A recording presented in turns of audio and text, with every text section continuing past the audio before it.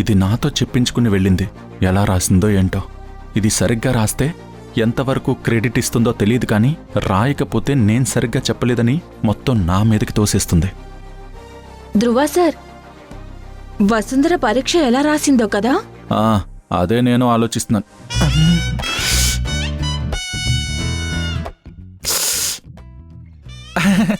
అంటాననుకున్నావా? తను ఎలా ఎగ్జామ్ రాస్తే నాకెందుకు?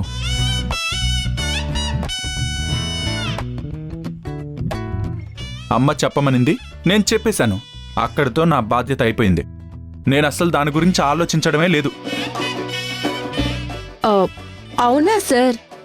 మీరు ఆఫీస్కి వెళ్లకుండా గేటు వైపే చూస్తూ ఉంటే ఇంకా వసుంధర కోసమేమో అనుకున్నాము. తన కోసం కాదు, జస్ట్ రిలాక్స్ అవ్వడం కోసం వాకింగ్ చేస్తున్నానంతే. ఓహో,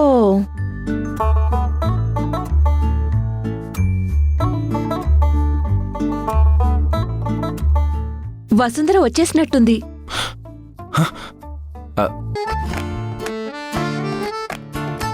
చూసావా అత్త వీళ్ళెలా మాట్లాడుతున్నారో?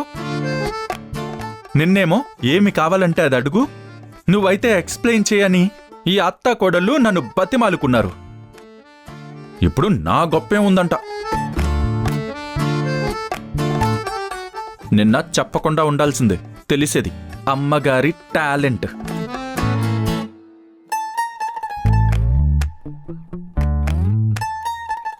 ఏరు దాటాక తప్ప తగలేసే రకం వీళ్ళు.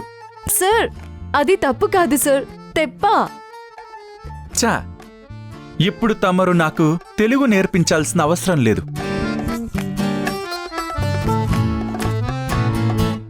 ఇక మన కండిషన్ గుర్తుందిగా అమ్మా?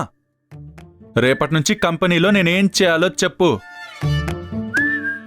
నేను తన కింద మేనేజర్గా చేయడం లేదు. సరే అయితే. ఎస్. హలో, చూసావా? ఇక్కడ చూసావా? ఇప్పటి నుంచి నేను నీ కింద మేనేజర్ని కాదు, ఈ కంపెనీకి బోర్డ్ ఆఫ్ డైరెక్టర్ని. ధ్రువ ప్రతాప్, సన్ ఆఫ్ మల్లికా ప్రతాప్. అమ్మా చెప్పమ్మా, చెప్పు. రాజీవ్ దగ్గర మేనేజర్గా పనిచేయి.